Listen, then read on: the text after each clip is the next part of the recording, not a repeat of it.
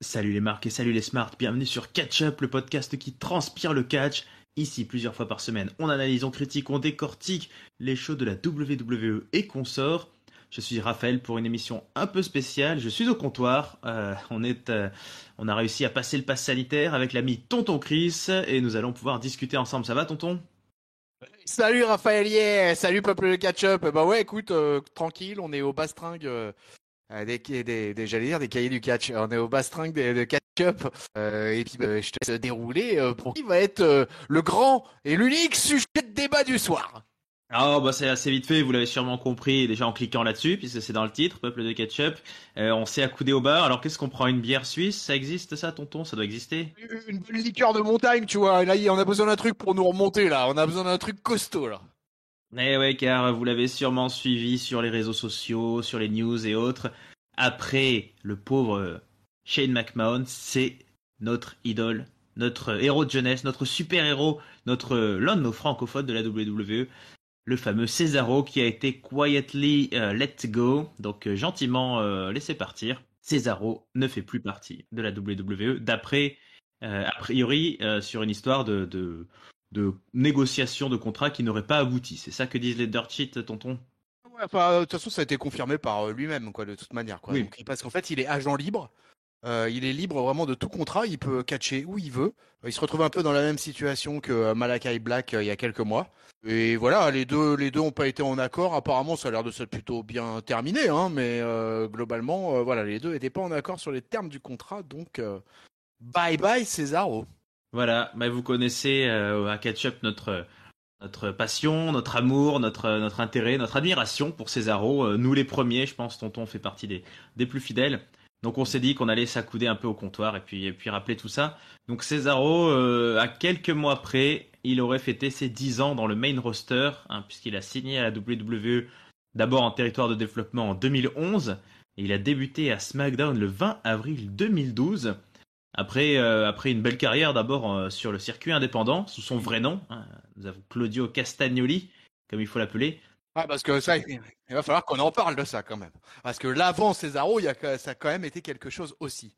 Bah ouais, donc personnage historique, on peut en parler dès maintenant, hein, personnage important si tu veux, on peut commencer par la chronologie de la carrière du Suisse. Sa jeunesse, donc évidemment, bon, il a commencé sur le circuit européen, mais il a vraiment explosé comme tous les catcheurs aux États-Unis, notamment dans la Combat Zone Wrestling où il est passé, à la Chikara et à la Ring of Honor où il a été notamment dès le début une star du monde tag team puisqu'il avait un grand copain. Là-bas, il avait un grand copain qui s'appelle Chris Hero qui est passé à la WWE aussi, qui n'a jamais réussi le passage dans le main roster, le pauvre Chris Hero, Cassius Ohno. Mais donc Claudio Castagnoli, dans cette période-là, a croisé beaucoup de beau monde, hein, les futurs, notamment Sami Zayn et Kevin Owens, les futurs Pac Neville et Austin Aries et tout ce beau monde à une grande époque de la Ring of Honor. Donc déjà, est-ce que toi tu le connaissais quand il est arrivé à la WWE, ce bonhomme ? Alors, je le connaissais, je l'avais vu une seule fois. Hein. Je l'avais vu une seule fois sur une vidéo YouTube. Je l'avais vu face à un japonais. C'était assez dingue. C'était exactement. Écoute, je crois que si je dis pas de bêtises, c'était genre en 2009 ou un truc comme ça. Je pense que ouais, c'était ça, à peu près 2009. Et en fait, c'était pour le Raw World Championship qui perdait face à un japonais. Alors, je cherchais le nom du japonais du coup parce que je me rappelais pas du tout de son nom. Donc c'était Takeshi Morishima. Ça parlera à ringside. C'est là où je l'ai découvert pour la première fois. Et alors à l'époque, c'était pas tout à fait la même genre de choses parce que il avait une queue de cheval, il avait le bouc, il était dans un look souvent avec des vestes très flashy et tout ça quoi, avec souvent une cravate aussi autour du cou. C'est à ce moment-là que j'ai découvert par contre, je reconnais totalement que je n'avais absolument aucune idée qu'il allait atterrir à la WWE. Et je m'intéresserai finalement rétrospectivement à sa carrière à Cesaro, parce qu'à la période où il est arrivé en 2011-2012 à la WWE, bah là, tu avais déjà une chier de vidéos YouTube, de dispo, etc. si tu voulais retrouver un peu ce que faisait un autre catcheur. Et en l'occurrence, bah, Cesaro, ça a été assez facile parce que la Ring of Honor, elle a une grosse chaîne YouTube. Alors quand il est arrivé, Cesaro à la WWE, on va parler du main roster, hein, puisqu'il a fait un petit passage à la FCWE, mais bon, c'était pas encore médiatisé, c'était avant l'existence d'NXT. Te souviens-tu dans quel contexte il est arrivé exactement, Cesaro? Comment on nous l'a vendu? Bah, alors déjà, on a un truc qui était assez drôle, c'est qu'on nous l'a vendu comme un rugbyman, quoi. Un rugbyman suisse. Ça, c'était quand même assez dingue, quoi. Et donc, qui avait eu des gros problèmes avec la Ligue suisse de rugby. Alors, écoute, incroyable, hein, la Ligue suisse de rugby. Il faudra qu'on en parle quand même parce que on attend encore leur arrivée dans le tournoi des 6 nations. Et donc voilà. Donc je me rappelle, c'était un des premiers trucs qui m'avait marqué. Et puis, il était surtout accompagné avec une Ukrainienne, il me semble bien. En l'occurrence Aksana, qui s'annonce assez vite comme son manager, valet, faire valoir, etc., etc., etc. Rayé la mention inutile. Ouais, copine aussi, petite copine. Alors Aksana, En même temps, je oui. précise, Ouais, l'utile à elle est l'agréable. lituanienne. Ah, elle est Ouais. lituanienne. Elle est, Excuse-moi. elle est lituanienne. Bon, Ah, alors peut-être que si vous écoutez ce podcast dans quelques mois, de toute façon tout ça, ça sera la Russie. Mais voilà, elle était lituanienne. Et effectivement, au début, il était plutôt vendu comme une star, hein, puisque moi je me souviens que avant de combattre, on le voyait dans des séances photos là, backstage à SmackDown. Et en fait, bah, il est arrivé pas à un très bon moment pour le général manager de SmackDown de l'époque, qui était notre grand Teddy Long. Puisqu'en fait, il lui vole un petit peu son coup, hein. Teddy Long, il était pas mal intéressé par Aksana, et finalement, bah, c'est Cesaro qui se la récupère. Un homme impressionnant physiquement, et un homme cultivé. Souviens-toi qu'il nous parle en 5 langues quand il arrive, et c'est il nous vrai. dit les 5 langues qui doivent être l'anglais, le français, l'allemand, l'italien, et je sais Ouais, vraisemblablement l'espagnol possiblement. ou Écoute, je sais plus. possiblement, écoute, je sais pas, ou peut-être, ouais, je sais pas. De ça, j'avoue, je connais pas exactement les 5 langues que parlait Cesaro, mais c'est vrai que t'as raison qu'il nous est présenté comme un mec d'un côté ultra violent dans les ligues de rugby de Suisse, et de l'autre côté hyper érudit, hyper cultivé, parle plusieurs langues. Le mec gère, et en plus, bah, ce qu'on découvre quand même, c'est que aussi c'est une masse physique, quoi. Il est très grand, il est taillé, et on sent que ça va faire mal quand même avec lui. Ça va faire mal puisqu'en fait quelques mois après son arrivée dans le main roster, hein, donc il arrive en avril, il catche pas de suite, il prend un petit peu le temps, il va remporter son premier titre qui sera le championnat des États-Unis. Alors, est-ce que tu te souviens contre qui il remporte ce titre lors de SummerSlam? Ah, c'était à SummerSlam qu'il le remporte, ce titre-là. Mhm. Bon, je sais pas, je dirais, c'était qui le champion à l'époque? Alors, t'avais pas dit, c'était parce que moi, en fait, je voulais rebondir sur ce que tu disais sur quand il a ses débuts, parce qu'en fait, son tout premier match, c'est face à Tyson Kidd. Et c'est Et vrai. quand on connaît la relation qu'ils vont avoir ensemble plus tard, c'est assez marrant finalement qu'il ait fait ses débuts face à Tyson Kidd. Tyson Kidd, qui, je le rappelle, dorénavant, est booker à la WWE, en particulier de la division féminine, même s'il semblerait qu'il aurait quelques petits soucis ces derniers temps, quoi. Et pour revenir à ta question initiale de SummerSlam, il me semble que bah, c'était pas tout simplement Santino Marella à l'époque. C'est Santino Marella. C'est Santino Marella. Ah, c'est Santino Marella. J'hésitais Ouais. entre Christian et Santino, quoi. Et effectivement, c'est Santino. Donc Du coup. Cesaro gagne son premier titre contre Santino Marella. Et il va le garder longtemps, hein, il va le garder pendant 239 jours après avoir bon, plein de rivalités contre des gens qui sont partis, hein, pour beaucoup depuis. Il y a des Zack Ryder, des Justin Gabriel, le Miz aussi qui est toujours là, Arthur. Ertrousse à l'époque Et était grave dans la title picture, ça rigolait pas quoi avec Ertrousse à l'époque. Hein. C'était pas le Mhm. 24-7. Hein. Ah non, c'était l'US. Et est-ce que tu te souviens contre qui il va perdre son premier titre? Ah non, j'avoue que non, je vais te laisser me l'annoncer. Bon, c'est très simplement contre Kofi Kingston. Voilà, Kofi Ah Kingston qui va. ouais, bon, à l'époque en plus Kofi, je crois qu'il a eu à peu près 40 fois tous les titres intermédiaires. Donc Kofi, tu Oui. sais, ça sera très très dur parce que si on fait un comptoir du catch sur Kofi, sa carrière, il y en a pour à peu près 6 ans de podcast, donc il va falloir faire ça en plusieurs épisodes. Ça va être assez long. Bon, Voilà Cesaro qui se retrouve un peu tout seul. Bon, entre-temps, il a viré Aksana. Hein. Aksana est peut-être la seule femme du monde qui s'est vue quitter en 5 langues différentes. On se souvient qu'il lui a tout sorti. Je me rappelle qu'en français, il lui a dit «Nous avons terminé». Et après, en anglais, je sais plus, il avait dit «I broke up» ou j'imagine quelque chose comme ça. Donc Aksana n'était plus là. Cesaro a quitté les belles lituaniennes pour céder au charme des beaux Américains, puisque en 2013, il rejoint le clan des Real Americans. Oui, gros étonnement, je pense, on peut dire, de la part des suiveurs, puisqu'il va se couler dans la gimmick de Jack Swagger, qui est le All-American de l'époque, qui est accompagné de Zeb Colter, donc on est dans cette période qui était assez sulfureuse à la WWE, cette gimmick qui faisait parler hein, de ces Américains très conservateurs, main sur le cœur. Et ben, c'est Cesaro, qui est quand même annoncé comme suisse ou comme allemand, selon les périodes, se retrouve chez les Real Americans. Est-ce que ce choix, avec le recul, continue de te rendre perplexe ou qu'est-ce que tu en avais pensé à ce moment-là? Bah, comme tu dis, ça a continué à me rendre perplexe parce que là, vraiment, à l'époque, par contre, j'avais pas véritablement compris. En plus, bon, on était content, on avait un catcheur européen qui était présent, etc., qui rentrait dans cette gimmick des Real Americans. Et ça, je t'avoue que alors, moi, j'ai jamais terriblement accroché. Zeb Colter, c'était quand même particulier, un des spécialistes là, des pancartes, quand même de la limite de la limite. Mais par contre, du coup, ça lui aura à Cesaro de s'installer et on va se rendre compte aussi grâce à ce passage avec Jack Swagger que bah, c'est un bon catcheur en tag team et que bah, même si la gimmick elle est pas extraordinaire, que ça fait pas rêver, etc. Et bah petit à petit il va faire son trou quoi. Ouais, un drôle de choix scénaristique qui lui allait vraiment pas bien, mais qui a permis d'avoir un Cesaro qui n'avait pas besoin de parler, hein, puisque c'est assez vite ce qui va commencer à se dire, hein, que c'est pas un talent du micro. Donc là, je pense qu'il a rien dit pendant 6 mois. Hein, il a laissé parler Zeb Colter et Jack Swagger. Et ça lui a permis, bah voilà, c'est effectivement, comme tu l'as dit, de s'installer sur la scène tag team. Alors ils ne gagneront jamais les titres tag team, mais ils auront des feuds, voilà, contre bah, la division tag team de l'époque, les Primetime Players, Los Matadores, Cody Rhodes et Goldust, qui étaient à l'époque les champions tag team. Coucou à eux. Voilà, ce genre d'équipe. Et puis, bon, il va quand même, cette année, donc c'est l'année 2014, il va avoir un début de belle année, hein, puisqu'il a beau être en tag team, il est intégré à l'Elimination Chamber match. Ce qui lui permet les semaines avant de faire des matchs en solo contre John Cena, contre Daniel Bryan et contre Randy Orton en 3 shows d'affilée quand même. C'était des belles affiches.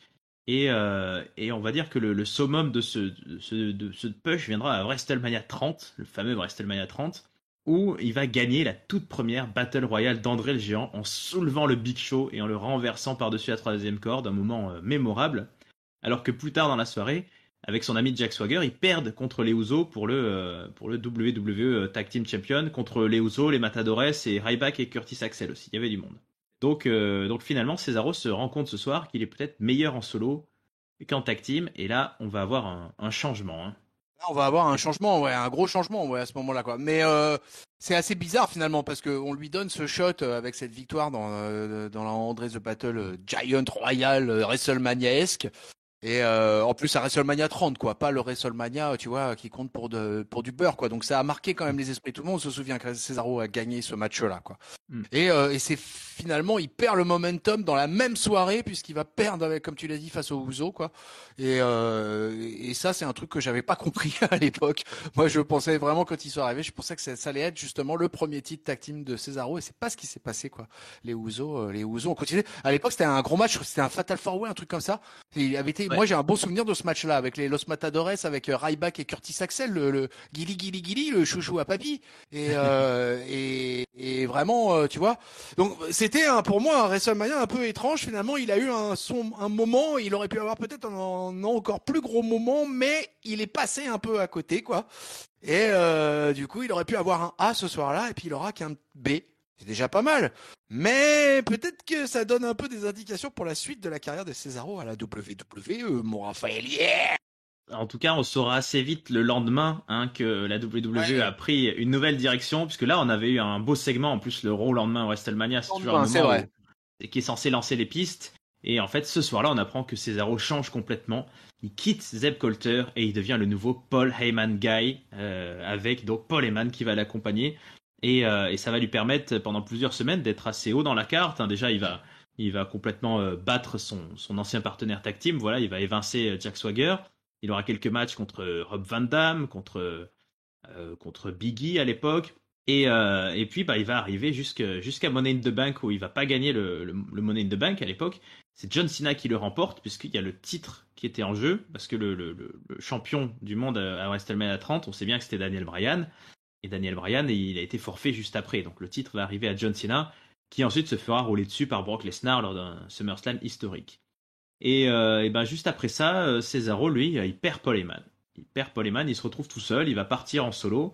Et là, il va se faire, bon, encore une session de quelques mois assez anonyme où il va avoir beaucoup de title shots. Hein, pour le titre US, pour le titre intercontinental, il va affronter des Dolph Ziggler, des Sheamus, mais il va jamais rien gagner. Bon, ben, coup d'épée dans l'eau, cette alliance avec Paul Heyman, pourquoi ça n'a pas marché d'après toi? Est-ce que tu as une piste? Est-ce qu'il aurait fallu la faire durer? Alors peut-être est-ce qu'il aurait déjà fallu faire durer cela et peut-être qu'il aurait fallu lui donner une streak plus significative aussi quoi. Le fait d'être avec Paul Heyman, ça lui a servi encore une fois par rapport aux promos du polo et que qu'il a réussi à y choper des surnoms. Voilà, le Swiss Superman et puis King of Swing. Mais comme tu l'as expliqué, en fait, ce qui était étrange, c'est qu'en fait finalement il avait shot après shot, il perdait à chaque fois. Et puis comme je l'ai dit au début, en fait, c'est qu'il passait un peu dans la machine à laver WWE, tu vois, un bon essorage. Et puis paf, on le relançait sur une nouvelle feud avec un autre mec.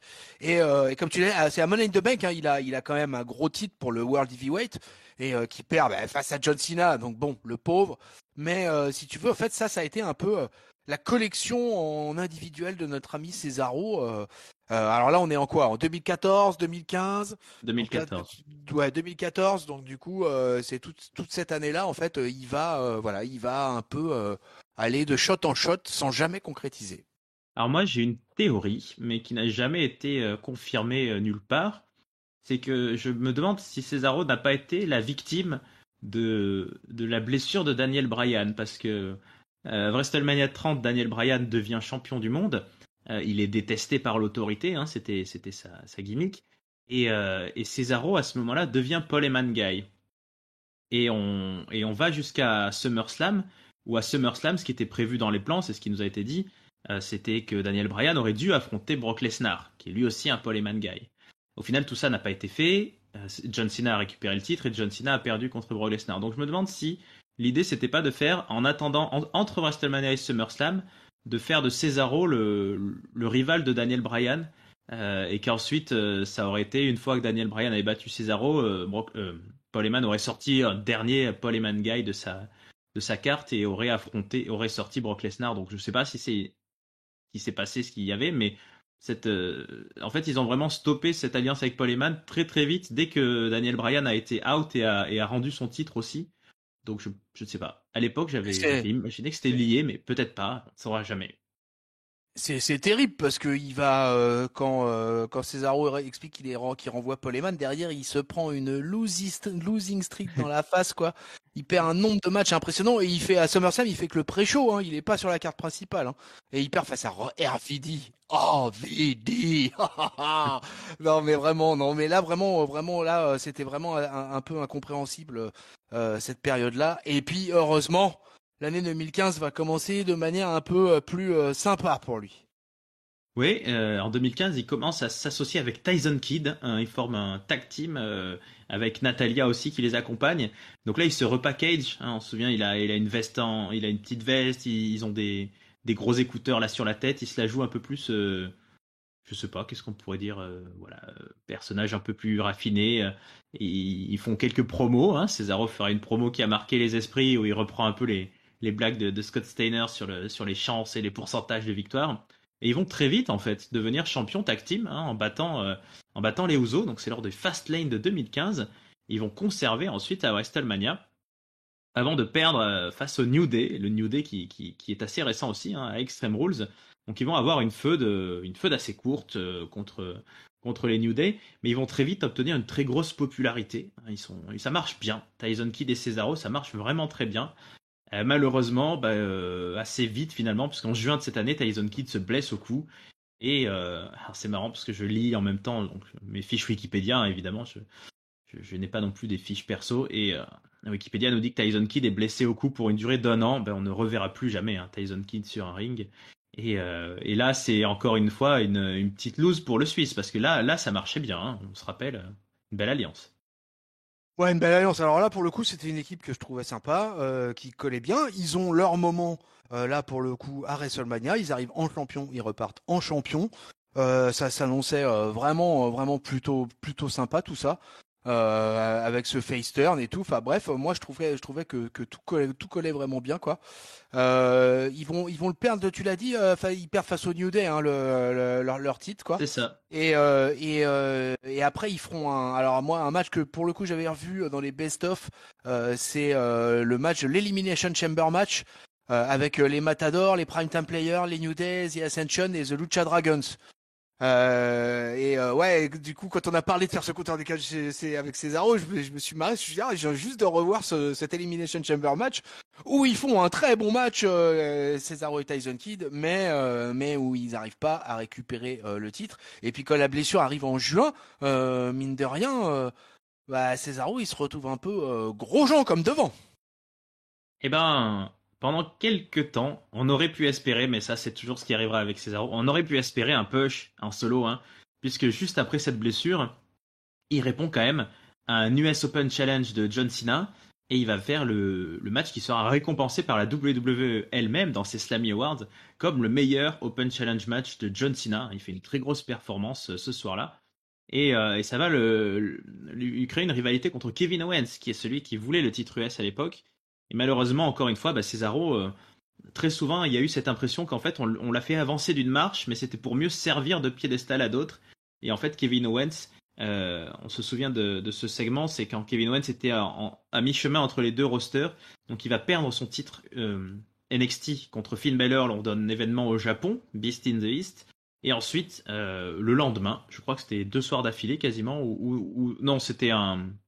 Ah, je me trompe, il a dû perdre son titre à Beast in the East, Kevin Owens, et avoir une revanche ensuite lors d'un takeover.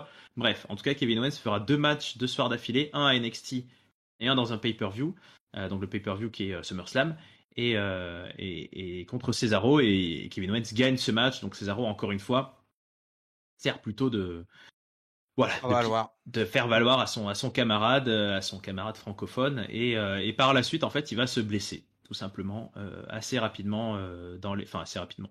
Dans l'été 2015, Cesaro se blesse et nous quitte le ring pendant quelques mois. Eh Nous ouais. arrivons, ouais, voilà. Est-ce que, oui, voilà, une Non, opinion non, sur ce vas-y, passage, tu ouais. peux. Ouais, on déroule. Ce passage-là, et le truc encore, c'est la Césaro-section au niveau du public qui commence vraiment à s'installer Ouais. à ce moment-là. Là, vraiment, 2015, là, c'est vraiment devenu quasiment définitif. Il a dorénavant sa fanbase, etc. Et il est là depuis 3 ans, il est installé. On se dit qu'il a déjà pris le titre S, il a déjà pris une fois le titre par équipe. Finalement. C'est un début de carrière. Il y a beaucoup de catcheurs qui aimeraient bien avoir ce genre de début de carrière à la WWE. Donc on pouvait se dire que sur la durée, ça s'annonçait quand même pas mal pour Cesaro. Ouais, ça fait 3 ans là à peu près qu'il est là. Il a eu des beaux matchs, comme je le disais. Il a croisé déjà la route de John Cena à plusieurs reprises en plus, de Randy Orton ou autre. Il fera son retour lors du Raw du lendemain de WrestleMania 32. Donc encore une fois, en général, quand c'est au Raw du lendemain, on espère un petit push. Mais ce push ne viendra pas, il va plutôt pendant des mois là, il va affronter le Miz, Alberto Del Rio, Dean Ambrose. Il va être encore comme il est toujours, c'est-à-dire un peu ce title shotman qui perd, donc il perd à Payback contre le Miz pour le titre intercontinental. Il va perdre ensuite aussi à Extreme Rules. Voilà, il va affronter Chris Jericho. Bon, il va y avoir plein de différents challengers. Il va se mettre aussi dans des tag teams, des matchs à 3 ou autres. Et puis, il va perdre contre Rusev pour le titre US. Donc, beaucoup de title shots perdus pour Cesaro. Il faudra les compter, mais il y en a énormément. Et il finit par entrer dans une rivalité contre Sheamus, où les deux hommes se bastonnent jusqu'à se mettre vraiment sur la gueule, à être séparés par les officiels et tout. Du coup, à ce moment-là, il y a le manager général qui s'appelle Mick Foley qui dit: écoutez les gars, vous avez tous les deux du potentiel, vous avez tous les deux des raisons d'être en colère, c'est vrai. Et ben vous avez envie de vous mettre sur la gueule, et ben vous allez vous mettre sur la gueule dans un 7 Series match. Donc ils vont s'affronter 7 fois, et le meilleur l'emportera. Donc ils vont effectivement s'affronter 7 fois dans différents matchs weekly. Le dernier match aura lieu à Clash of Champions et il va se terminer par un match nul, par un double décompte à l'extérieur, qui va entraîner une petite frustration, hein, quand même chez le public, et le match ne sera pas relancé, il ne sera pas repris, on n'aura pas de Vince McMahon qui revient pour ring the bell ou quoi que ce soit. Non, tout ce qu'on va apprendre, c'est que Mick Foley, qui avait dit que le gagnant de cette feud aurait un title shot, eh bien leur dit le lendemain que finalement ils ont qu'à faire équipe tous les deux et ils auront leur title shot ensemble en tag team. Et là on a le début de quelque chose qui va changer la carrière de Cesaro. Est-ce que ça t'avait plu ce Seven Series?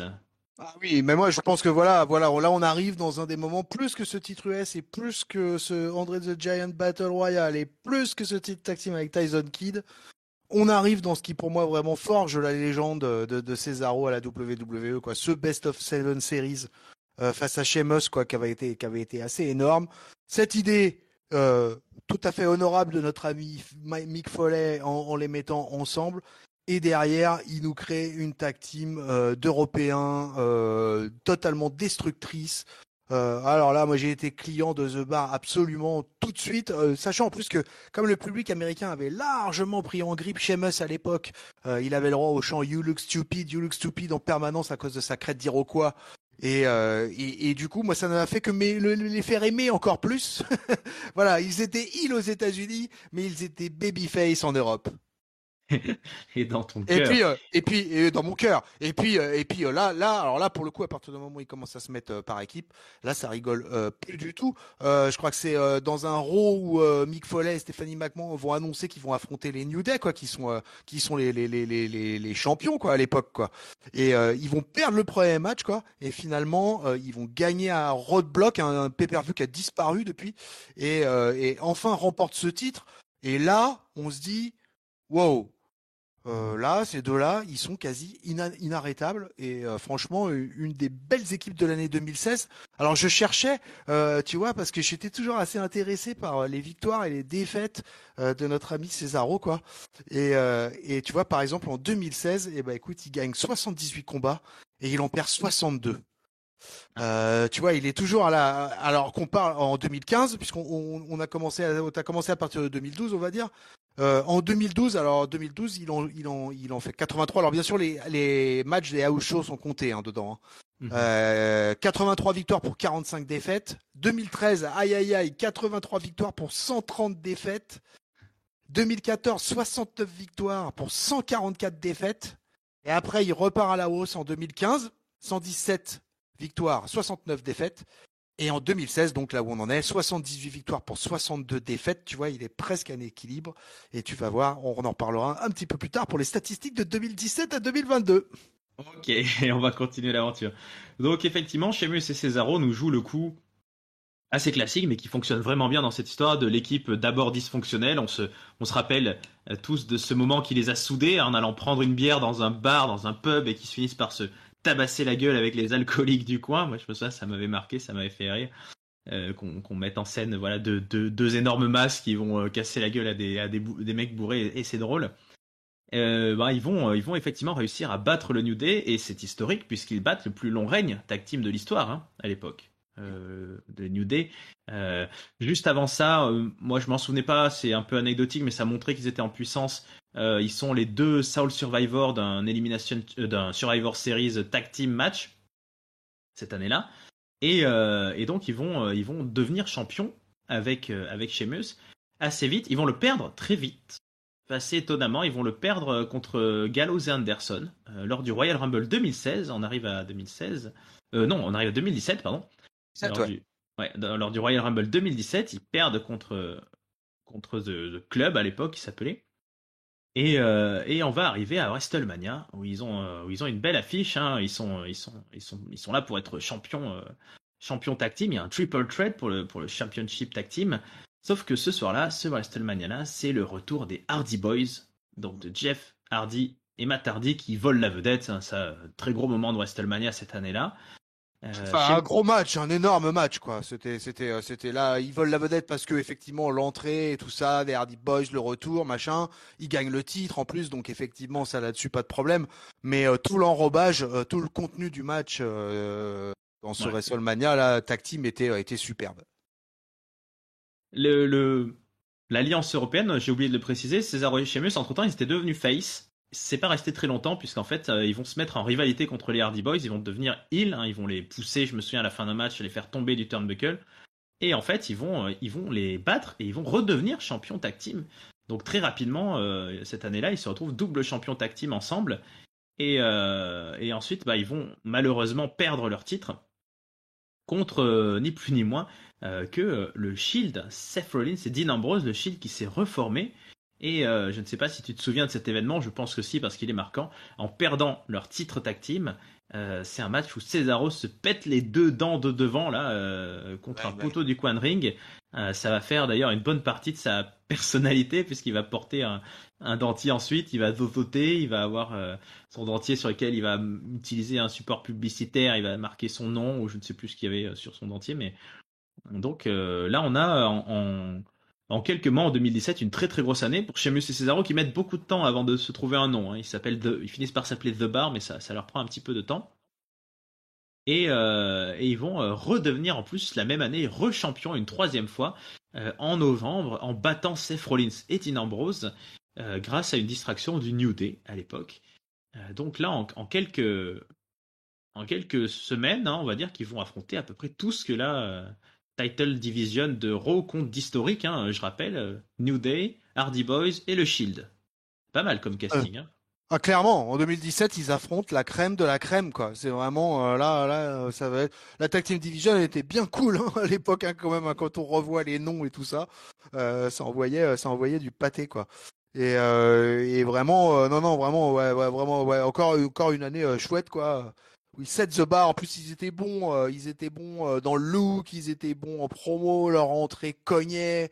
Bref, et puis dans le ring, ça envoyait du lourd, quoi. Alors Sheamus continue à envoyer du lourd dans le ring, hein, mais vraiment, non, année 2017, 2017 pourtant, eh ben écoute, c'est une année où Cesaro va perdre plus de matchs qu'il va en gagner, et il repart dans une, pas dans une losing streak, il faut pas déconner, mais il est à 59 victoires, et il est à 103 défaites en 2017, quoi.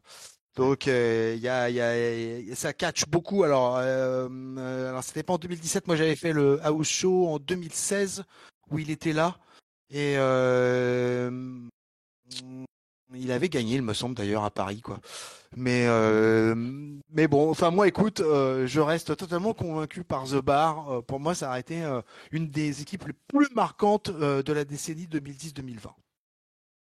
En tout cas, il y a une équipe qui a une belle série de victoires et de défaites. Alors moi, je me souviens effectivement aussi que, mine de rien, c'était pas le maillon faible, mais je pense que sur toutes les paires de titres de The Bar, je pense que c'est lui qui prend le tombé. Je me faisais la réflexion à chaque fois.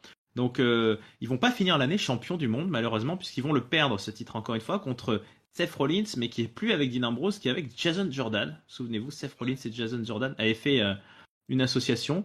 Mais en fait, Sheamus et Cesaro vont les battre quelques semaines plus tard et vont redevenir champions pour la quatrième fois. Donc là, en moins d'un an, hein, en moins d'un an, puisqu'ils avaient gagné leur premier titre ensemble face au New Day à Roadblock, un peu plus d'un an. Et puis en janvier, ils le regagnent contre Jason Jordan et Seth Rollins et ils vont le perdre pour la dernière fois, alors dernier titre tag team.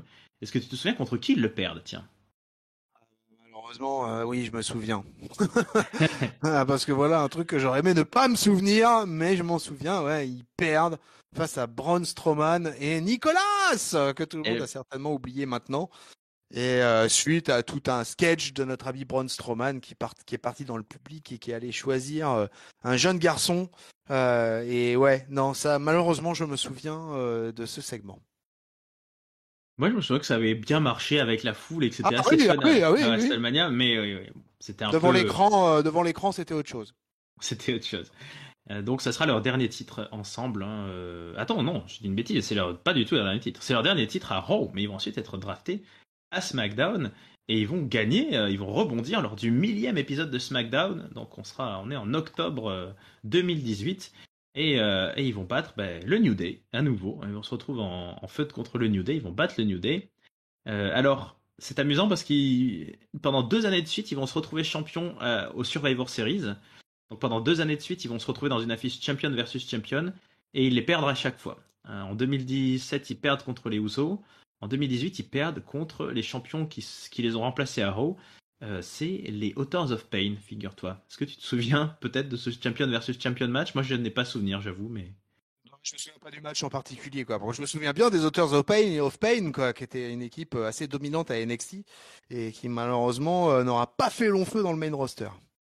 Ouais, dommage pour eux. Et puis au final, bah voilà, la belle histoire entre Cesaro et Sheamus s'achève lorsqu'ils perdent leur dernier titre ensemble, ce coup-ci, c'est vrai, au Royal Rumble 2019 face aux Miz et Shane McMahon. Et ouais, Mais ouais. ils auront vraiment eu des interactions avec toutes ces tag teams bizarres, historiques, légendaires, et puis le Miz et Shane. Ouais. Bah écoute, là, de toute façon, en 2018, notre ami Cesaro, il continue là dans le bat parce qu'il est à 47 victoires pour 96 défaites. Et tu vas voir que la suite n'est pas très reluisante. Tu vas Ah voir. ben, 2019 est pas une très bonne année. Hein. Non. 2019, il fait rien de marquant, Cesaro, des matchs en solo.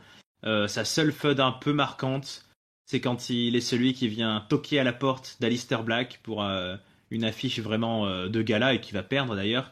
Ça va juste introduire une sorte de changement dans son style, hein, où il a fini avec The Bar et il adopte un style un peu plus à la James Bond avec un Titan Throne qui est plutôt joli d'ailleurs, qu'il avait gardé avec ses chiffres, avec cette couleur verte. Mais c'est à peu près tout ce qui va se passer. Et c'est ce qui va lui faire ensuite arriver à 2020 en étant plutôt une... Pardon? Non, je disais 2019, accroche-toi bien, hein. Vas-y. Il gagne 24 matchs et il en perd 111. Et un Ouh. match nul. Ah, bah écoute le pauvre. Alors là, il est vraiment relégué en bas de carte et il devient sous-fifre de Sami Zayn. Il devient un copain avec Sami Zayn et Shinsuke Nakamura. Et ils aident Sami Zayn à devenir champion intercontinental, hein, en battant Braun Strowman, on se souvient, dans un match à handicap assez étonnant. Et par contre, bon, ils vont réussir avec Nakamura quand même, hein, une fois que Sami Zayn disparaît. Alors, on arrive dans la Covid mania. Sami Zayn, pendant plusieurs semaines, il fera partie de ces catcheurs comme Daniel Bryan, comme Roman Reigns, qui préfèrent ne pas catcher. Bon, finalement, ils finiront par se résoudre parce que bon, c'est une pandémie, il faut bien gagner sa vie. Donc Nakamura et Cesaro se retrouvent en tag team et ils vont battre le New Day encore une fois lors d'un table match. Moi je me souviens bien de ce segment là où ils passent les New Day à travers la table, un très très gros match. Mais ils vont le perdre encore contre le New Day, ce coup-ci en octobre, quelques semaines plus tard. Donc voilà, pour l'année 2020 de Cesaro, est-ce que tu as un souvenir de cette équipe suisseau-japonaise? Ah bah oui, oui, je me souviens bien de cette équipe, C'est hein, pas si surtout vieux. en 2020, c'est pas si vieux, et puis Ouais. en plus avec le confinement, etc., on avait bien eu le temps de les étudier. Alors là, évidemment, les statistiques de match baissent largement pour Cesaro, parce que là, il va avoir 12 victoires pour 26 défaites, tu vois. Mm. Voilà. Alors il est toujours dans le négatif, hein, encore et encore. Et puis effectivement, il se retrouve dans cette tag team un peu improbable avec le Shinsuke Nakamura. Il réussit quand même à recollecter à nouveau un titre par équipe, quoi, ce qui est quand même dingue, quoi, ce qui en fait vraiment le tag team spécialiste du main roster en active. Et voilà, mais c'est vrai que ça a été une année 2019-2020 un peu en dents de scie à nouveau, quoi. Ouais, on espérait plus. Hein. On espérait plus pour Cesaro à ce moment-là. Là, il commence à être présent Ouais. depuis un petit moment. On se dit qu'après The Bar, son ami Sheamus en plus va un peu disparaître hein, pendant quelques temps. Là, aujourd'hui, on a oublié, mais C'est Sheamus, il a pas catché, je pense, pendant plus d'un an, peut-être, pour des soucis de santé. Donc, on se dit que Cesaro, il aurait bien mérité, là, après tout ce qu'il a fait. Mais non, il n'aura pas vraiment eu sa chance. Le miracle va venir en 2021. Il faut le temps quand même. Hein. En 2021, où déjà il fait une belle entrée au Royal Rumble, il entre en 28e position. Et puis il va se mettre en rivalité contre Daniel Bryan, en faisant des beaux matchs contre Daniel Bryan, une rivalité très cordiale, où ils vont se serrer la main à la fin des matchs, etc. Bon, il va avoir sa place dans l'Elimination Chamber cette année-là, en 2021. Et puis à WrestleMania, il se retrouve contre Seth Rollins, qui vient de faire son retour, un énième retour grandiloquent de Seth Rollins. Ils ont eu une petite feud et ça va lui donner un match en solo à WrestleMania, son premier. Et quel beau match, puisque c'était en plus voilà, le premier WrestleMania d'après Covid. Donc la foule est à fond et Cesaro gagne ce match en 11 minutes. Match durant lequel il va sortir pour la seule fois de sa carrière à la WWE sa prise qui va vraiment le stratosphériser cette fois-là, son UFO, là, son ovni, où il porte son adversaire sur le dos en le faisant tourner dans tous les sens, et il bat Seth Rollins. Et ensuite, il va partir. Il va partir sur les traces de Roman Reigns, quand même, sur le titre universel. Donc là, on est vraiment très haut dans la carte. Il va avoir son match dans la foulée, puisque c'est à WrestleMania Backlash. Il va affronter Roman Reigns en main event. Premier main event, je pense, de pay-per-view de Cesaro de sa carrière, et le seul. Un match de 27 minutes, quand même, où il démérite pas. Mais en fait, il se fait voler la vedette, puisque Seth Rollins revient à l'attaquer à la fin du match. Et il va perdre contre Seth Rollins un peu plus tard dans l'année à Hell in a Cell. Donc finalement, il aura encore servi de piédestal pour remonter Seth Rollins un peu en route. Et c'est à peu près son dernier événement marquant, puisque fin 2021, il va retomber dans le bas de la carte et il va se retrouver en tag team avec Ricochet, notamment avec Mansour, avec quelques gars comme ça, pour feuder contre son ancien copain Sheamus, qui s'est retrouvé, lui aussi un petit copain, Ridge Holland. Donc là, il sert plutôt de piédestal aux Européens, avant donc cette annonce du 25 février. On nous dit que Cesaro a quitté la compagnie. Alors peut-être qu'il était pas bien mis en avant ces dernières semaines parce que les négociations étaient en cours et que la WWE voulait pas. On sait que c'est déjà arrivé à plusieurs reprises que la WWE fasse un dépush ou fasse perdre un titre à un mec qui est en cours de négociation. Je me souviens que c'était arrivé au Big Show. Donc là voilà, on a eu cette ère de gloire, début 2021, le plus beau run de Cesaro en solo à la WWE, mais qui n'a finalement pas permis d'atteindre les sommets quoi. Non, il n'aura pas brisé le plafond de verre, il n'aura pas touché l'or mondial, mais il aura fait effectivement une belle année 2021, on y a cru. Il fait 50 matchs tout rond en 2021, tu vois. Et il en gagne 29, il en perd 21. Ah, et voilà, une de ses meilleures années. Et pourtant, finalement, c'est une année encore parsemée de défaites. Mais tout en calant comme ça un moment incroyable à WrestleMania 37. Donc ça, c'est vrai que ça aura été un peu presque l'apogée de sa carrière, finalement. Maintenant, on voit qu'il a quitté le 25 février 2022. Donc le 10 avril à WrestleMania 37 2021, et ben voilà, il nous sort un énorme match avec Seth Rollins, quoi. Les deux sont à louanger parce que vraiment, il n'y avait rien à dire. C'était un match parfait. Et on y croit à mort, à cette époque-là, Peuple et le Ketchup, si vous vous souvenez bien. Il y avait quelques vignettes qui tournaient avec le Suisse. Il y avait du hashtag Push Cesaro. Il y avait de l'espoir parmi la team Ketchup et parmi toute la Cesaro section du WWE Universe, je pense. Peut-être en 2021, c'est l'année où on n'y a jamais autant cru. On s'est dit, ça y est, il va passer un palier en solo. Ça y est, il va peut-être toucher de l'or mondial, qui sait. Peut-être qu'après ce lancement là de Comet face à Seth Rollins, mais finalement une rivalité qui va perdre. C'est ça le pire, quoi. C'est deux mois ou 3 mois plus tard, finalement, il va la perdre, cette rivalité sur la finalité. Donc vraiment, à ce moment-là, on se dit, bon, bah, qu'est-ce qui va se passer pour lui en 2022 ? Moi, je savais déjà que je savais à la fin de l'année 2021 qu'il était en fin de contrat. Donc, il faisait partie des mecs à partir du début de l'année 2022 où on allait voir un peu ce qui allait se passer avec lui.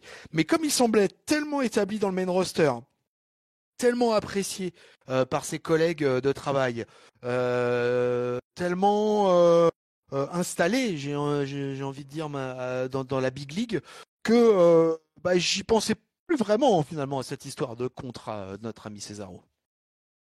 Il y a eu... Oui. Ouais, juste pour finir sur un dernier truc, c'est que en 2022, il n'aura fait que 5 matchs. Et bien, il est à 100% de victoire. 5 victoires. Il était dans une winning streak, le Cesaro, en 2022. Ah ouais, tu vois. Mais alors, tu inclus les matchs tag team ou pas? Parce ils ont jamais perdu avec Ricochet contre... étonnant. Je crois qu'ils ont perdu face à Ridge Holland et Sheamus. Donc moi je sais pas comment ils ont fait cette statistique là, parce que ouais, ou alors ils comptent pas les matchs de pré-show. Bah non, puisque les matchs de house show sont comptés. Donc non, il y a eu une erreur. Alors il y a 4-1. Ah oui. Voilà. Ah désolé. Bah oui. Ouais, mais désolé. Oui. Ouais. Puisqu'ils perdent le pré-show là où ils se blessent. Ouais. Tout à fait, ouais. Et cette année-là, petit élément qui montrait que c'était peut-être le début de la fin, en tout cas qu'il fallait peut-être pas espérer grand-chose, c'est qu'il est absent du Royal Rumble. Ouais, en plus, c'est Sans vrai, tu raison. as raison. Ouais, il fait pas partie de Royal Rumble, ça sent mauvais. Alors sans raison, peut-être pas. Peut-être que justement il y avait des raisons, tu vois. Oui. Ceci explique cela aussi. Mhm. Voilà, bah, on a fait le tour d'horizon. Cesaro vient de quitter la WWE, donc à peu de choses près, il aurait fait les 10 ans. Comme on l'a dit, un palmarès qui peut paraître globalement honorable hein, pour un catcheur. Rappelons que la WWE, déjà rien que le fait d'y travailler, c'est quand même qu'on est un des catcheurs les plus valorisés au monde. Et puis bah voilà, on a au final un seul titre en solo, qui reste ce premier titre des États-Unis. Trois équipes différentes hein, avec Sheamus, avec Sheamus, avec Tyson Kidd et avec Nakamura. Donc 7 fois champion par équipe au total. Et puis le Andre the Giant trophée bon, qui est plus anecdotique. D'après le Wrestling Observer's Newsletter, il est quand même catcheur le plus sous-estimé, le moins bien utilisé en 2013, 2014, 2015 et 2016. Donc voilà, on a vraiment affaire à ce qu'on peut appeler un, je sais pas quel est le meilleur mot, un underdog, en tout cas un chouchou du public, hein, depuis la Cesaro Section, comme tu l'as dit, peut-être pas du grand public, mais on va dire un chouchou des fans, et probablement aussi parce qu'il a jamais eu cette opportunité de briser le plafond de verre. On a toujours eu l'impression qu'on pouvait en espérer beaucoup mieux pour lui. Bon, moi 2021, honnêtement, j'ai pas cru qu'il allait battre Roman Reigns, mais on pouvait se dire que ça allait l'installer assez haut et qu'il allait au moins dans la foulée se choper un petit titre intercontinental, un petit titre US, faire une belle perf. On a eu des espoirs de reformation du bar à une époque. Hein. On pouvait se dire tiens, ça y est, je me souviens qu'on avait dit quand il y avait eu les drafts, ah Sheamus et Cesaro, ça y est, ils sont de retour dans la même ligue et tout, mais c'est étonnant le parallèle entre les deux, hein, de voir à quel point Sheamus est vraiment très très choyé par les officiels, même s'il a pas eu de titre mondial depuis longtemps, mais c'est quelqu'un qui a toujours été très préservé niveau booking.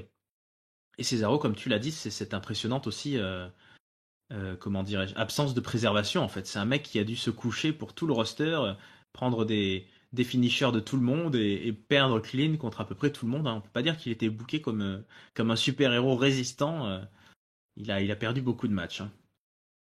Ah non, il avait la hype de temps à autre, et puis ça retombait, et puis quand ça tombait sur les matchs importants, et en particulier quand c'était en solo, eh bien il perdait parce que je pense que Cesaro était considéré, c'était un peu un jobber to the stars, et c'était un mid-carder, mais qui était un tag team spécialiste, et finalement qui a trouvé son bonheur dans la tag team, je pense, de toute façon lui aussi, quoi. C'est comme ça qu'il s'est épanoui au fur et à mesure dans la big league, quoi. Je voyais pas d'autre chose. Moi, du coup, je m'étais intéressé un peu à la carrière de Cesaro sur ce qu'il avait fait avant, et c'est là où justement j'étais voir un peu qui il avait affronté, aller voir quelques anciens matchs, et je l'ai découvert un peu d'une autre manière. Donc du coup, une fois après que je le voyais à la WWE, du coup, je le voyais aussi d'un autre œil. Et puis on était attaché aussi du fait c'est un Européen. Il y avait beaucoup de choses en fait qui nous attachaient à lui et qui faisaient qu'on espérait toujours qu'il aille un peu plus haut. Et puis chaque année, en fait, on était déçus. Ce que tu as dit sur le Wrestling Observer, voilà, ça traduit, je trouve, globalement la carrière de Cesaro à la WWE. On se disait et puis bah non, finalement non. Mais et puis dès qu'il était en tag team, bah là, hop, la lumière apparaissait, et on sentait tout de suite que il était plus à l'aise, etc. Il y a des catcheurs comme ça aussi, hein, il sera pas tout seul à ne pas avoir jamais touché le titre mondial.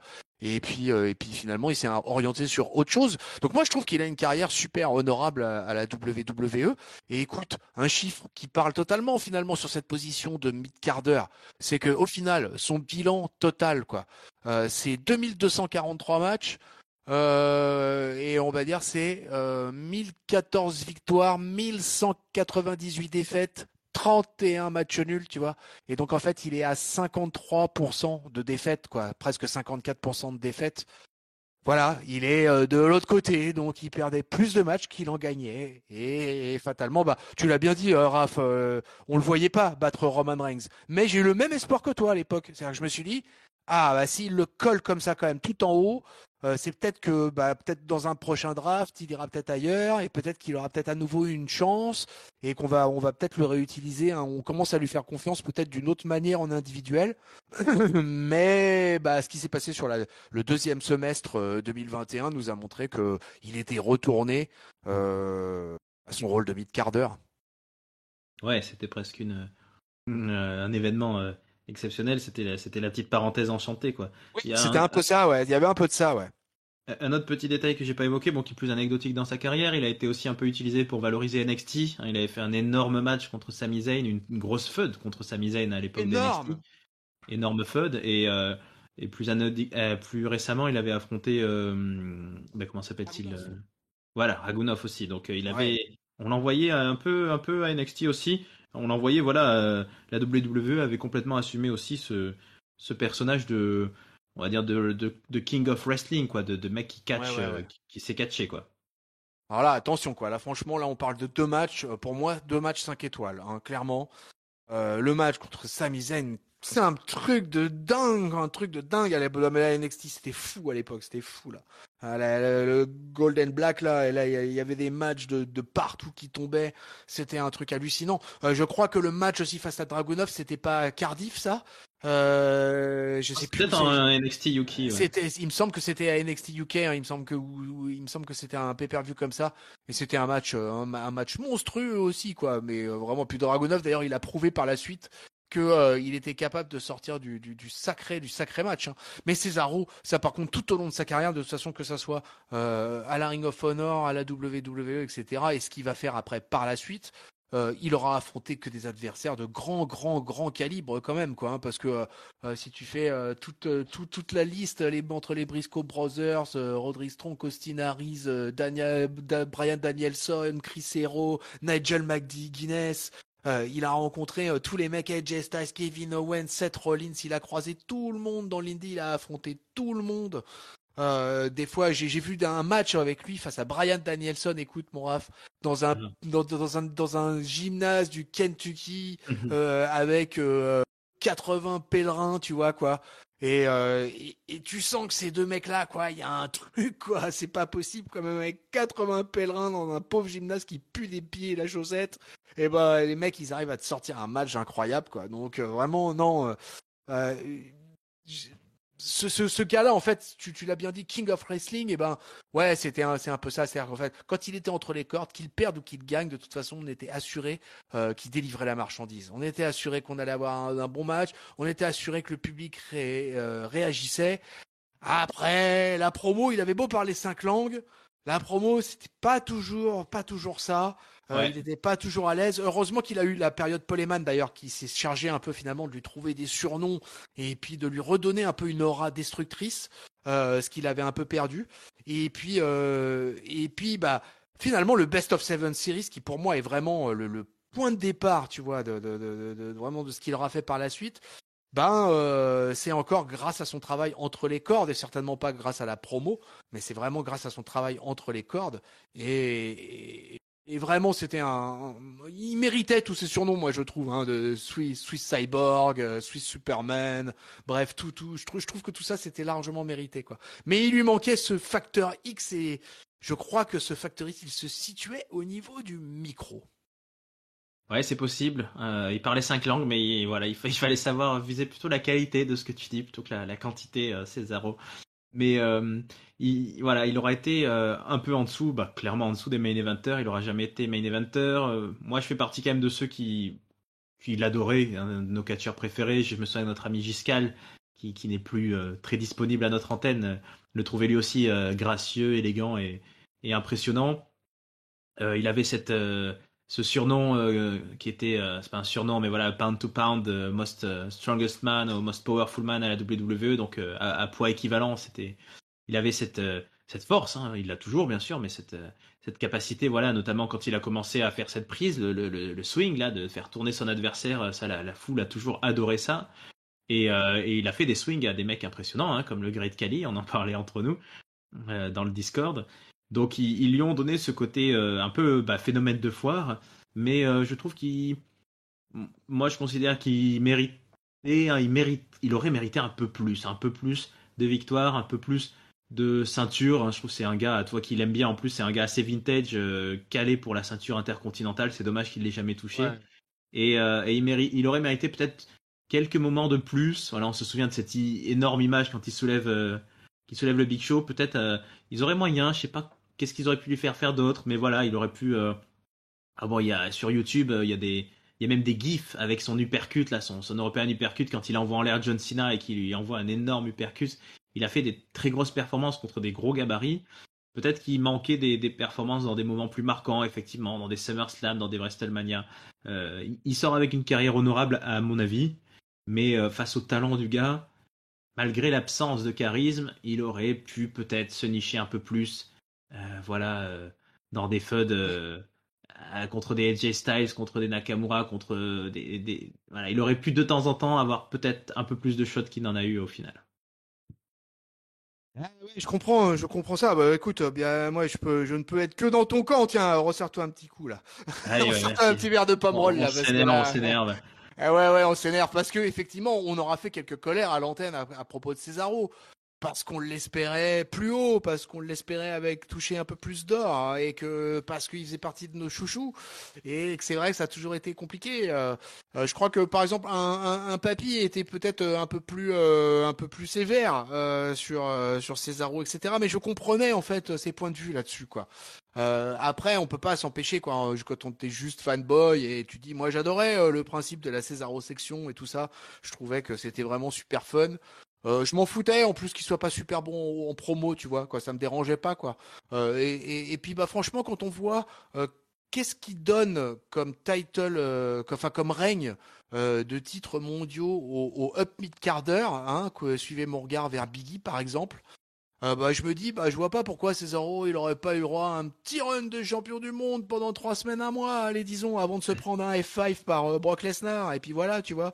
Mais ça aurait donné un gros feel good moment au public parce que je pense que nous d'accord on voit ça notre fenêtre d'Européens, mais je pense que même aux États-Unis bah tu vois je pense que le public américain aurait été largement heureux de voir Cesaro champion du monde. Et quand tu vois d'ailleurs la réaction un peu des fans américains sur Twitter suite à l'annonce de son départ, bah tu te dis quand même qu'au final c'est un mec qui était apprécié et qui attirait de la sympathie à lui et ça c'est important aussi. Ah oui, clairement. Bah, ça va entraîner une nouvelle question, peut-être une note finale aussi. Cesaro, quel est son avenir? Quel avenir tu pourrais lui voir? Est-ce que on a eu, hein, ces dernières semaines et ces derniers mois, on voit des grandes vagues de licenciements qui nous surprennent, et puis on voit aussi des mecs des fois qui partent quelques semaines et puis qui reviennent dans la foulée. Je pense à Samoa Joe qui est reparti, je pense à Drake Maverick qui est revenu maintenant dans dans la section créative. Est-ce que, est-ce que d'après toi, Cesaro aurait intérêt, puisqu'il n'a pas, comme tu l'as dit, il n'a pas les 90 jours d'attente. Est-ce que pour toi, Cesaro doit être, enfin, Claudio Castagnelli doit être All Elite et puis aller retrouver Daniel Bryan, par exemple, ou Adam Cole, qui sont des gars qu'il connaît bien. Et là, on va avoir du 5-star match très certainement. Ou est-ce qu'il devrait, bah, je sais pas, peut-être tourner un peu par là et revenir par une autre porte. Il a 41 ans, donc il lui reste un petit peu de temps, mais pas beaucoup. Ouais, il avait participé à un catch-off l'année dernière avec Christophe Ajus et Philippe Chéreau, où justement ils avaient parlé, ils avaient évoqué un peu la loyauté, le machin, comment il voyait son avenir à la WWE. Et tu vois, ça date genre de la sortie de l'été 2021. Et à l'époque, il expliquait que bah lui, il était bien, il était heureux dans ce système-là, etc. Et alors qu'il savait quand même le filou que son contrat se terminait en fin d'année, quoi, tu vois. Mais Mhm. hyper corporate. Alors voilà, maintenant c'est terminé pour lui la WWE. Il est passé à autre chose, il est agent libre. Le fait qu'il puisse retourner à la WWE un jour, oui, pourquoi pas.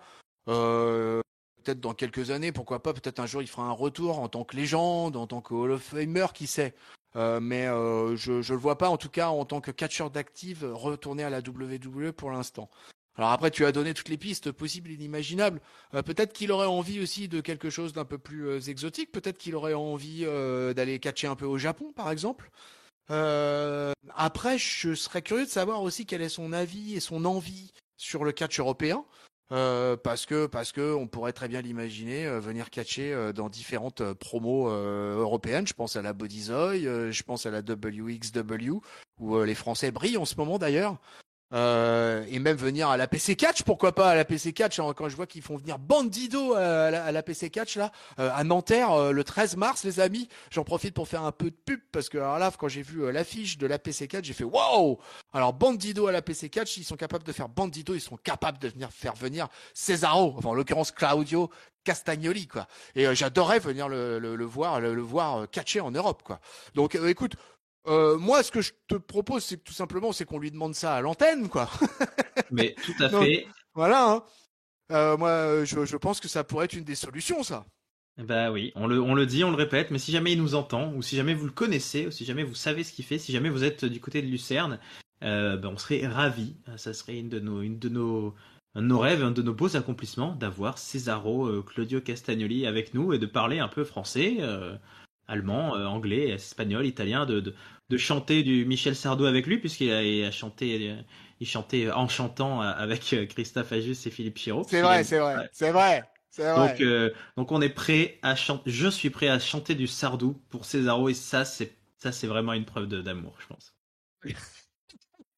Une énorme preuve d'amour, ouais, tout à fait, ouais, je confirme. Ouais.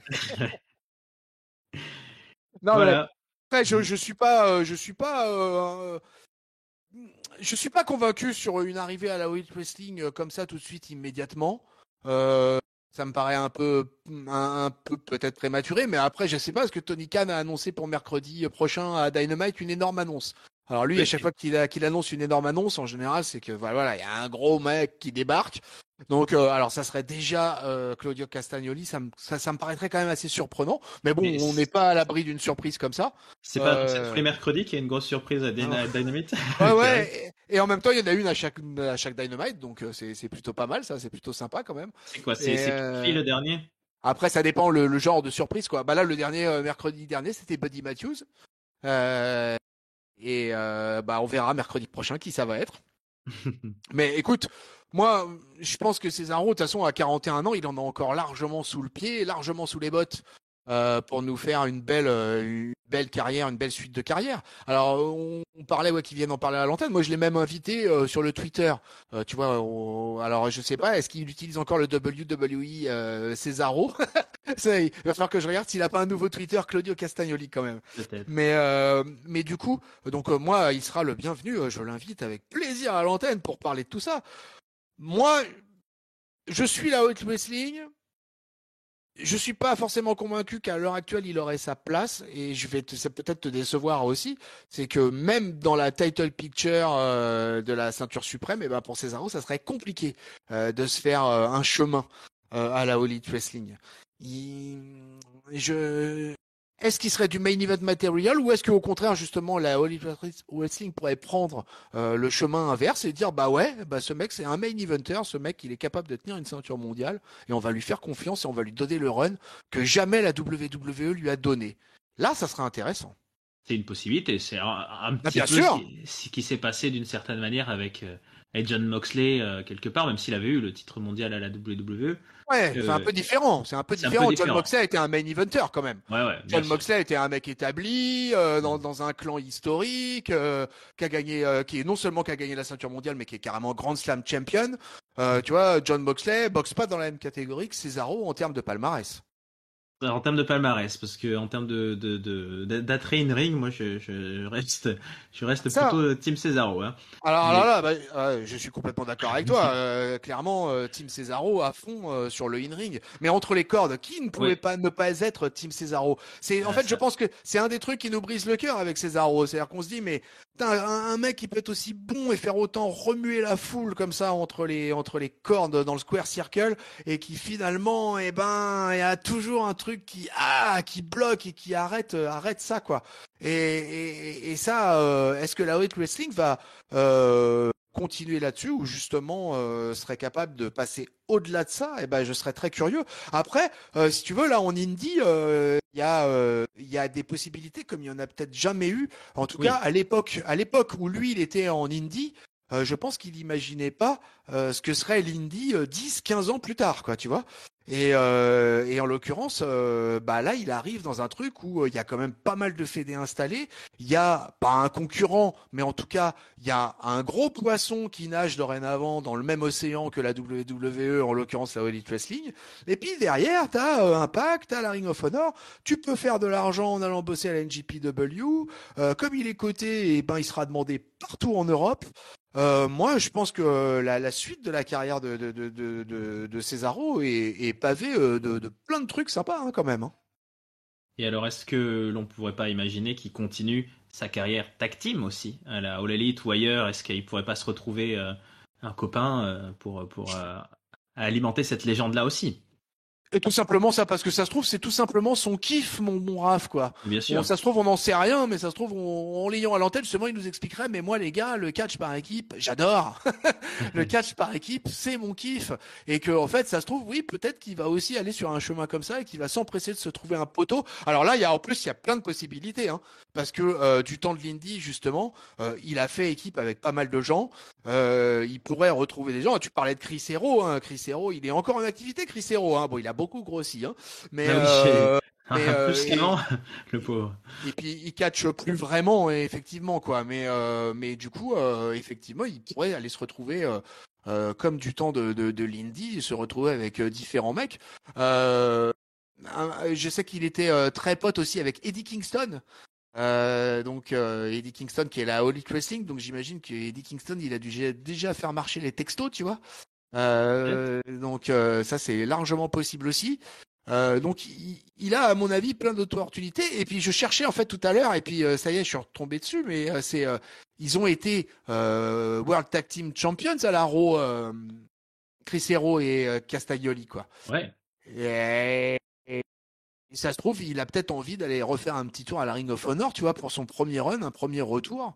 Donc, tu vois, de ceux qu'on a fait déjà un comptoir du catch, là, on avait fait Bray Wyatt qui pour l'instant, Mike Rotunda qui pour l'instant n'est toujours apparu nulle part, et Braun Strowman qui lui, je sais pas si tu as vu, mais a fait quelques piges dans différents endroits, et là apparemment a l'air de se lancer sur un espèce de projet qui s'appelle Control Your Narrative. Je sais pas si tu as entendu parler de ce truc-là. Ils sont Non. déjà plusieurs catcheurs. Alors ça, c'est un truc qui est à l'initiative de Adam Scherr, donc le vrai nom de Braun Strowman, et de EC3. Et alors, je sais pas encore, je vous en dirai un peu plus quand j'aurai un peu suivi exactement ce qu'ils sont en train de faire. Mais apparemment, ils sont en train de créer un truc un peu nouveau sur un nouveau concept. Adam Scherr et EC3. D'accord. Eh ben, écoute, on verra bien tout ça. En tout cas, Cesaro, bah voilà. Cesaro, la page WWE se tourne. On en est tous sûrement quelque part tristes, mais peut-être effectivement que de belles surprises attendent le Suisse, où qu'il soit, et qu'il en a sûrement sous la pédale. Il a encore prouvé jusqu'à dernièrement. Hein. Enfin, il n'y a jamais eu un moment, je pense, où on s'est dit, ah, Cesaro là, c'est plus tout à fait le même Cesaro qu'avant. Bon, le match contre Seth Rollins, ça avait un peu volé le show, hein, au dernier WrestleMania, donc il en a sous la pédale, et on lui souhaite le meilleur, et on lui souhaite effectivement de passer à l'antenne avec nous, et on nous souhaite que Cesaro nous réponde et vienne nous faire un petit coucou. Il aura eu quand même 11 années assez magnifiques. Je pense que beaucoup de catcheurs dans le main roster aimeraient avoir la carrière d'un Cesaro, il faut le rappeler. Et il aura vécu tout, hein. Il aura vécu aussi les coupures, hein, puisque quand il est arrivé, il s'appelait Antonio Cesaro. Hein.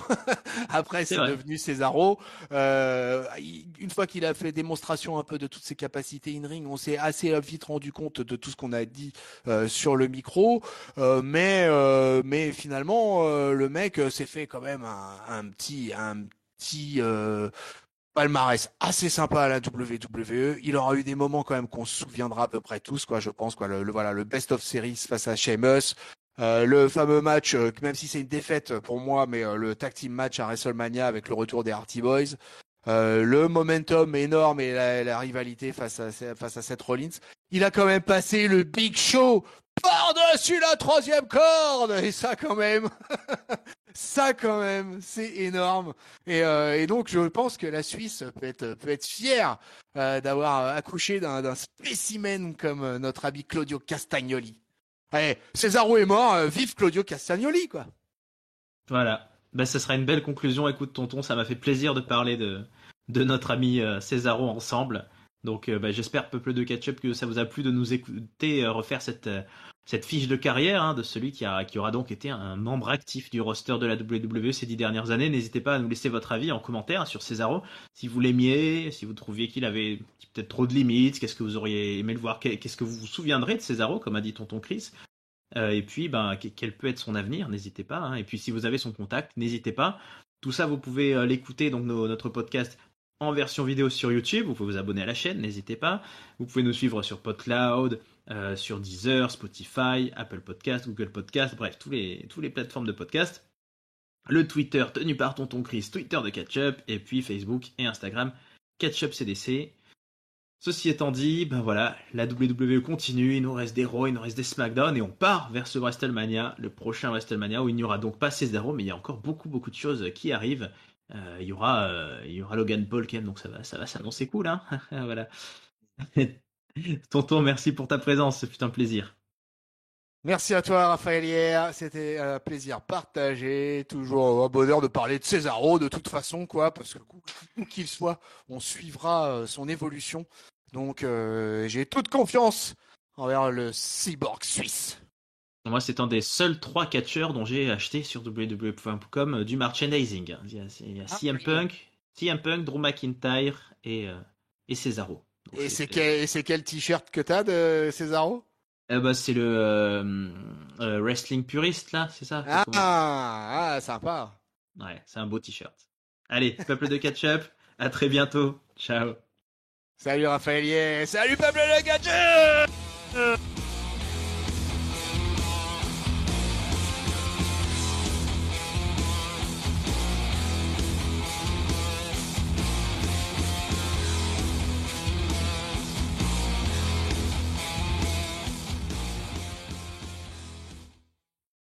Et la plus grande tristesse, c'est quand même qu'on n'aura jamais de feu de Cesaro contre Virman. C'est vrai.